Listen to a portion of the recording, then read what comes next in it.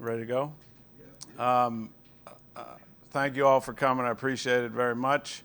I'd like to start just by talking about Pittsburgh for a minute. Had 6 really good years in Pittsburgh. I was brought in to do a job. I feel like I did that job or more. Did a lot of really good things. We developed arguably the best receiver in the league. We developed arguably the best back in the league. One of the top quarterbacks in the league, consistently did a lot of really good things, scored a lot of points. Really fond of my time there. It's a place that meant a lot to me from my history. Obviously, my father played there in the 60s, worked there for a long time. So to be able to go to Pittsburgh and have 6 really good years was really something that I enjoyed. That being said, I'm looking forward, not back. I want to thank Dee and Jimmy Haslam, Hugh, John Dorsey for believing in me and giving me this opportunity to be a part of turning this great organization around. And it'll be a great challenge and a lot of work, but it's something that I'm really excited about. Excited about working with the coaches that are here, and we're at it right now. And like I said, it'll be a lot of work, but it'll pay off a bunch, and there's no feeling like it. So with that, any questions? How would you say your offensive philosophy and Hugh's match? We're working through some of that. I'm a big guy. You'll hear me say, anytime you say a system to me, I'm not a system guy, so to speak. I have a language and terminology that I've used for a long time that I think works.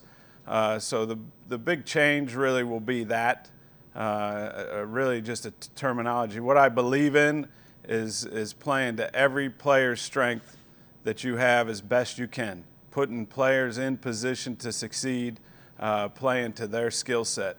And wherever I've been, that's what I've really tried to do, whether I was a position coach, coordinator, or a head coach, try to put guys in position to succeed.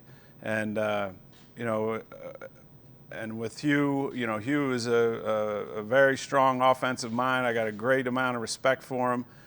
We competed against each other here in the North for 6 years. We competed against each other when we were head coaches out in the AFC West.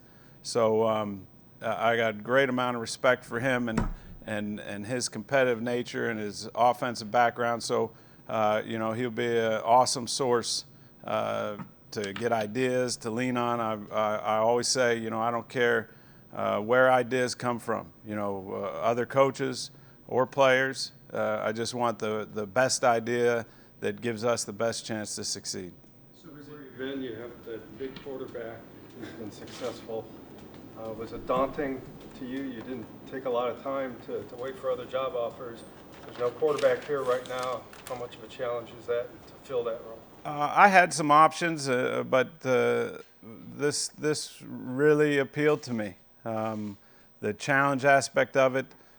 Hugh, like I said, Mr. and Mrs. Haslam, and John. I mean, I think there's pieces in place to be successful. And I went out to Arizona as a coordinator, and Arizona hadn't had much success. A lot of people thought I was crazy for leaving Dallas when I did, but man, it's when you're part of that turning around and having success and playing in big games. And having success in big games, there's nothing like it. So that's what appealed to me, the challenge and the people I was going to be working alongside of. So was it Darnold or Rosen or Mayfield or Allen? In the process of evaluating, both our players and potential players out there. So I really won't be able to answer many questions. How exciting, though, is it that potentially there's a real nice quarterback class coming up here for the Browns to pick from? Yeah, I mean, all those things are great. When you got a couple real high picks like we do, it's great opportunity. As my father always said to me, when you're picking in the top 10, Todd, you better be right most of the time. So, that'll be the challenge for everybody involved. What are the things that you look for when you are evaluating these quarterbacks? The quarterbacks coming out? Yeah. You're looking for highly competitive guys with ability to weather the storms that are going to come up, as a young quarterback in the league. You're looking for physical and mental toughness. Obviously, you have to have an NFL-type arm. You have to have great feel and awareness, great leadership, and it is a tough position to evaluate. It always has been, and there's evidence of that year in and year out across the league. But like I said, that's one of the great challenges, and I'm excited about that process. Being on the other side for 6 years, having to play this team twice a year, and just kind of seeing through a different lens from the outside looking in. What's going to be most challenging for you now that you're on this side of the ledger as you try and get this offense really turned around? Well, it's going to be the same challenge you always face. It's going to be laying a foundation for your players to learn and be able to have some success developing players. I mean, you have to develop players in this league. And I brought up Antonio Brown. I mean, when I got there, Antonio Brown wasn't the Antonio Brown everybody knows. I mean, there was great development there. And in this league, if you don't develop players, you're probably going to fail. And, I told all the coaches when we sat down and met for the first time that, our job is to take the players we have and put them in the best possible chance to succeed, and not worry about a lot else. So that's really what the focus is and will be. Will it be an adjustment, though, going from a team where you have a veteran quarterback, receiver, running back, to a team that looks like it's going to be much younger than the one you left? Yeah, I mean, when I went to Kansas City as a head coach, they had won 1 game and 2 games and had very little success. We didn't have a marquee quarterback, so to speak. We signed Matt Castle fairly early after I got there, but it's not going to be, if you've been in the league for as long as I have, 20 plus years, you've been through similar circumstances. And, I know you all that have been here are looking at it one way, but that's not the way I'm looking at it. I mean, we're to work, like I said, and as soon as we have the players, we'll be working our tails off to develop the players that we have and do the same with the players that are acquired. Kaiser. I know that you, of course, study the Browns defense when you're preparing, but have you formed an opinion on Josh Gordon or Corey Coleman? I'm in the process of doing that. I don't want to speak too early on anything, and it is a process, and so I'm just going to respect that. Obviously, you played Kaiser a couple times this year, probably looked at him before. Just are there any general observations you have about him? I'm not really watching that side of the ball. When I was in Pittsburgh, we're trying to worry about Greg Williams and him throwing everything in the kitchen sink at us right out of the gate the first game of the year. Those things create a lot of angst for offensive coaches. And really, like I said, I worked him out. I was at his workout, I should say, spent a good amount of time with him. And there were a lot of appealing qualities and skills that he had. So I'll reserve anything else to after time being spent and more time watching. Follow up on that. Being like a 21-year-old rookie, the situation here, what a quarterback like that, you've obviously coached a lot of guys. What did he go through, would you say? It's tough. It's really, really tough. I was in Dallas. We had Drew Bledsoe. We had this young guy that was only running Cardo named Tony Romo. And he got thrown into the mix after a few games. And I think the first game, he might have, he fumbled one for a touchdown. That's why I said that mental toughness and the ability to weather the many storms that come up is very critical to a guy that's handling the ball every snap of the game. On some of the shorter quarterbacks, and I'm thinking specifically of a Baker Mayfield coming out at, just 6'0". Do you have hard and fast rules about that, or what are your thoughts on a shorter quarterback? Oh, I mean, there's always going to be guys that break the rules. Kurt in Arizona, was barely 6'2". Don't tell him I said that.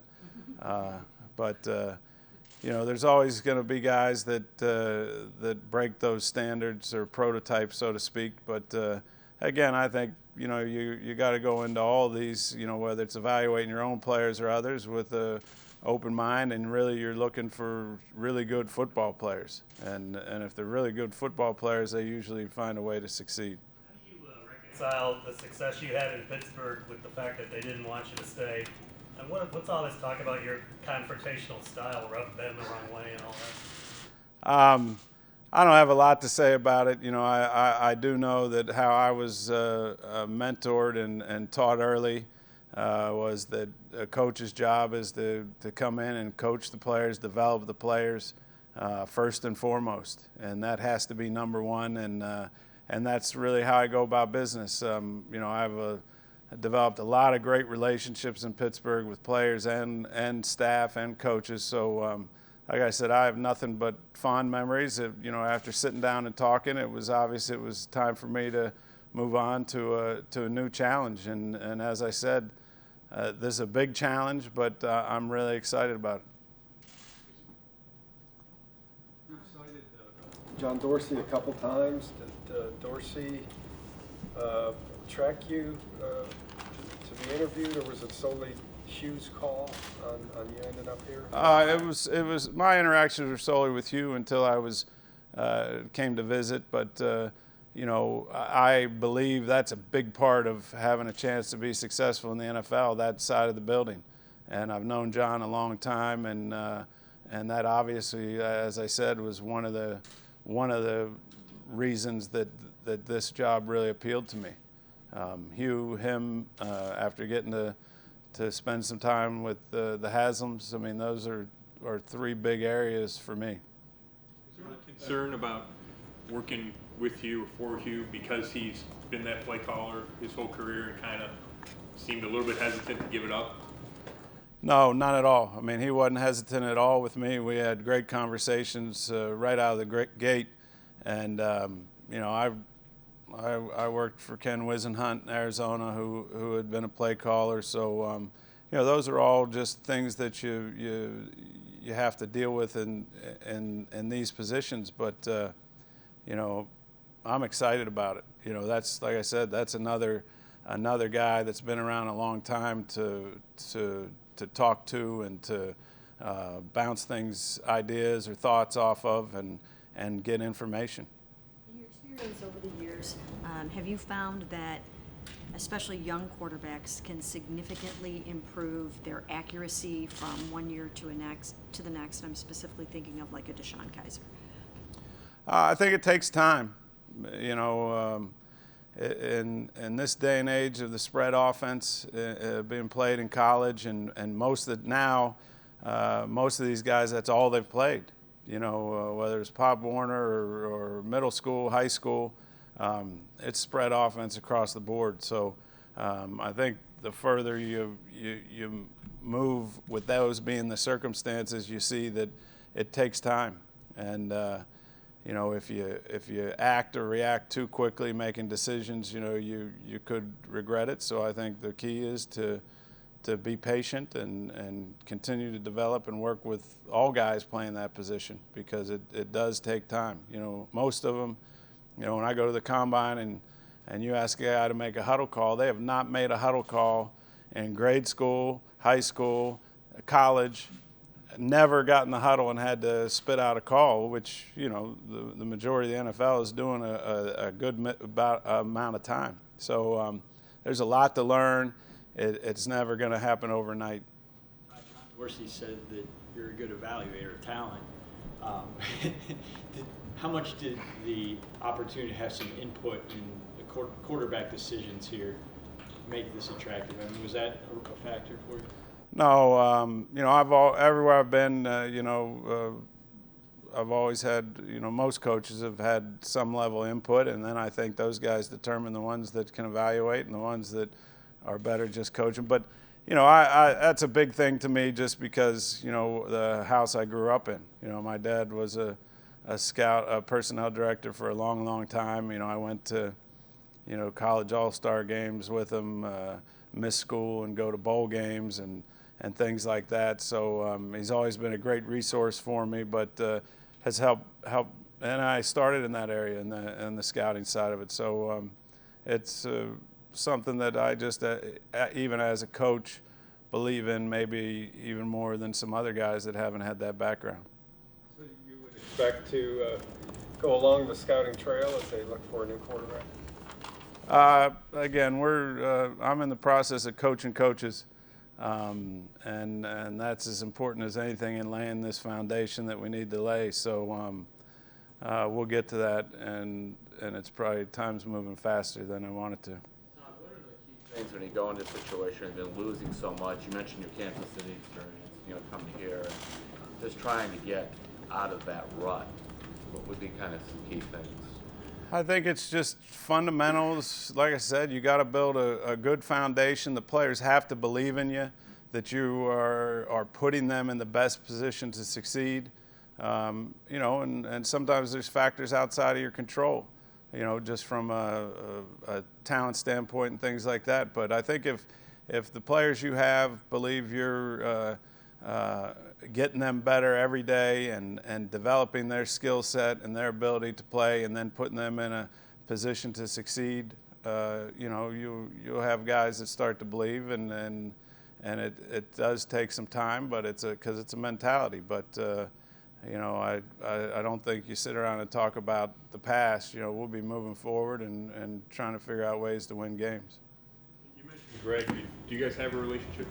Yeah, I've known Greg for a long time. Not, like on a friendly basis, but he's always went out of his way, even when I was a young coach, to be nice, and come up and speak to me, and after a game or something like that. And obviously having to compete against him, he's a pain in the butt. I know he's ultra competitive. As I said, when you had to prepare to play against Greg Williams' coach team, you knew you were going to see a lot of different variables, and that creates angst, and it's going to be an aggressive group. I'm really excited about that because that'll make us better offensively. Philosophy of running the ball, please. You have Le'Veon Bell there just crushing everybody. Just talk about the emphasis you place on that. Yeah, I think you have to run the ball, and the key is you have to run the ball when the other team knows you're going to run it. As far as an overall philosophy, I'll do whatever gives us the best chance to win. And I think you saw that over the past 6 years. There were games we threw it 45 times to win, and games we ran it 35 times to win. Whatever gives us the best chance to win, that's what we're doing. If we need to make adjustments, we'll make adjustments. We'll play to our strengths. We may be Kansas City. We led the league in rushing 1 year, and that was definitely a strength of ours. So we were handing it off a bunch. So until I know exactly what we have and who our players are all going to be, that'll remain a question mark, because I'm going to always do what gives us the best chance to win. In this division, you better be able to run the ball, at some point in games when they know you're going to run it, whether it's running out the clock when you have a 3-point lead, or having to run it because the weather's bad and it's snowing sideways, or whatever your variables are. Couple more. As far as Jimmy B. Haslam and you and all those type of things, but when you look at the offensive side of the roster here, what pieces really excite you that are already here? Again, I'm in that process of evaluation, and I don't want to quick answer any of that, out of respect for everybody involved, myself included. So I'm just going to reserve some of those till a later date when I feel like I know what I'm talking about fully. Todd, given the success that you had in Pittsburgh and the points you and the numbers you were able to put up, were you surprised how it ended? You know, I hate this phrase, but it is what it is. Like I said, I'm looking forward. This is a really exciting challenge, and I think it'd be really great to be part of helping turn this great organization around with a rich history. Having grown up in Pittsburgh, you know, I hated the Browns, but I liked a bunch of players a lot. Sam Ratigliano befriended me years ago, and I get excited every time I get a little note from him, because on the front it's him and Brian Sipe. Obviously Jim Brown, I've heard stories from my dad about him trying to tackle him. You know, it's a rich history. I think the fans are tremendous. You know, the times that I've ever been in here, whether it was Kansas City or with the Steelers, I think it's a great crowd, and all I can visualize is what it'll be like when we're winning games. Did you ever look at them the last couple of years, especially 1-31, and feel any empathy or feel sorry for them? No. No, not in this business. When Bruce Arians went through the Pittsburgh experience, it left a healthy edge on his shoulder when it came to playing the Steelers. But given your history with your dad, do you have that same? I always want to beat whoever we're playing. Blood is thicker than water, I say. You know, everybody always asks me. You know, we had Steelers stuff stocked up for 6 years, and people are amazed that when you go somewhere else, you put it in a box and see who wants it. Have you had a chance to talk to Joe Thomas since he took the job, and just what are your thoughts on him and how much are Yeah, I've run into him in the weight room a few times, and obviously I got a great deal of respect for him, you know, and what he's done through his career. But we haven't had any real specific conversations. I've just let him know what I've thought about him. You know, we had a young left tackle that really looked up to him and tried to work on a lot of the similar techniques and things that he used. So we just have had some basic conversations like that. You lobbied for him to give you another year? That'll be up to him, but obviously, you know, he's been a very good player for a long time. Gets talked about, because, you know, especially here with the losing and that. You as a coach, philosophically, you know, what is your philosophy when it comes to culture? You know, what is that to you as a coach, and how do you instill that in a group that has had to deal with a negative culture?